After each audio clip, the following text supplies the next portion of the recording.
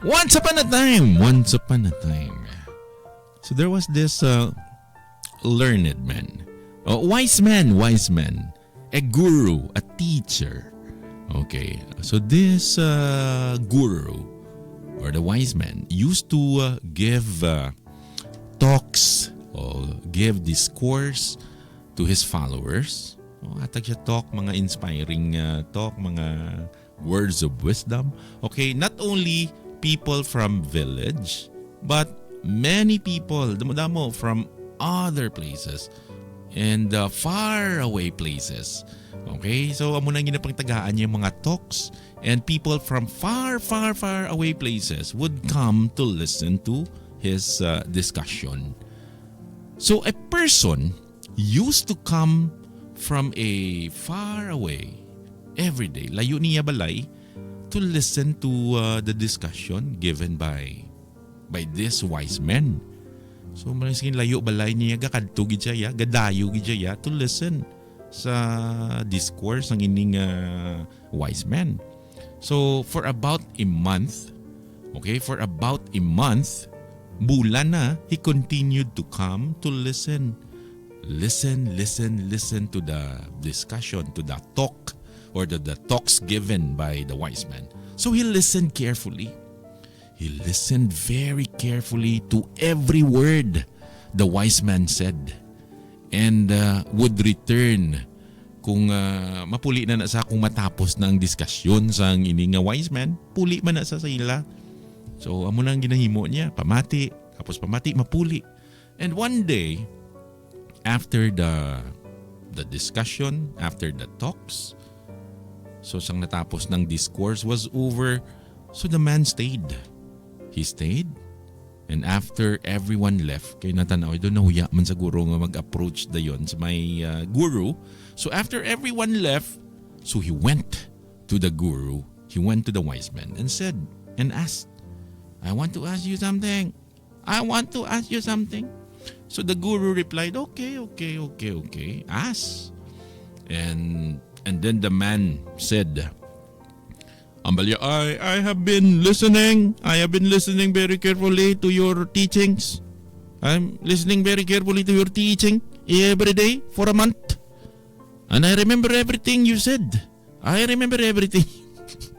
Excuse me. I remember everything you said, but they are not having any effect in my life. I am starting to wonder if there are something that I lack. Ano ay ang kulang ko man? Why manipikto mga ginapang discuss mo? Batian ko, pamatian ko tanan, everything nga ginambal mo, ba't daw wala man nipikto sa life ko daw? Ano yan ang kulang man? Anong kulang? So the wise man asked ang balansa, where do you live? Di ka gapuli to. And then the man replied, linya gapuli ko sa isa ka village. O hindi man gid tama kalayo nga village. And then the wise man asked, so how do you come here? Paano ka makakadto di? How? Di karabaw. And then the man replied, correct, karabaw. Sometimes on foot, sometimes lakat ko lang, sometimes karabaw, and sometimes kabayo. Amo nang balya. And then the wise man said, so tell me. Will you be able to reach back your home right now? Just by sitting here? Tell me, makaabot ka to ayan sa imo nga ginapulian, kunari ka lang di gapungko, makakaabot ka to ayan, makapuli ka ayan? And then the man replied, how is that possible? How can I reach my home just by sitting here? Hindi pwede. I have to walk to get there. I have to walk. And even I don't go on foot. Kinanglan ko giguro masakay sa maybe transportation. I need to sakay sa kabayo or maybe sa karabaw just to reach there. And then the wise man said, correct. You're right. One has to walk. One has to walk to reach the destination. Destination cannot be reached without moving. Kung hindi ka magiyo, hindi mo malambot ang imong destination. Pareho man na belasang ambal sang wise man. Pareho man na belasang similarly to bring change into life. Kinanglan kung gusto mo may change sa life mo, one has to follow these teaching. Kailangan isundon mo ang mga teachings kung gusto mo may change sa life mo. So these teachings are not effective. Hindi niya pulos, hindi epektibo ang mga ginapanghambal sa imo in life just by listening. Pamatian mo lang ng mga teaching, wala ni pulos kung pamatian lang. You also have to behave accordingly. I-apply mo yung teaching in your life. Follow the path and then you will be able to see positive change in your life. So, hindi pwede nga pamatian lang. Kinanglan i-apply. That's the end of the story. Wow. Alright, so if you like the story tonight, so anong learning, anong morals ng story? Inablaan kita, tananta, dala na kuda.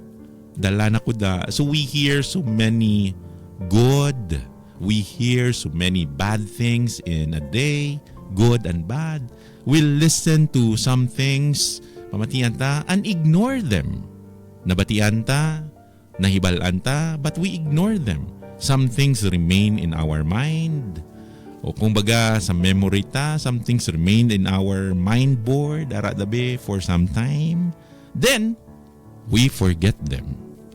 Some things naman niya get preserved in our subconscious in the form of memories.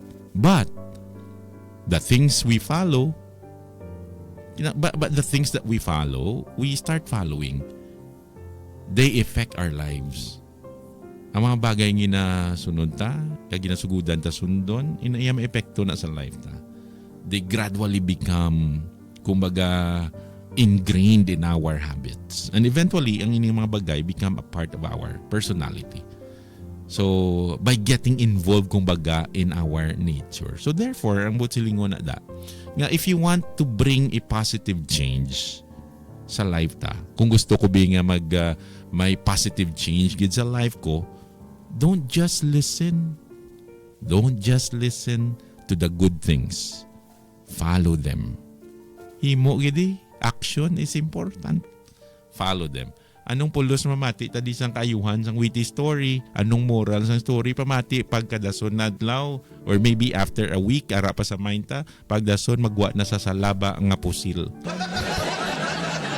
May mamangkot anong laba nga pusil? The long gun. Okay, so what's the point of listening to my story or sa mga naistoryahan dade?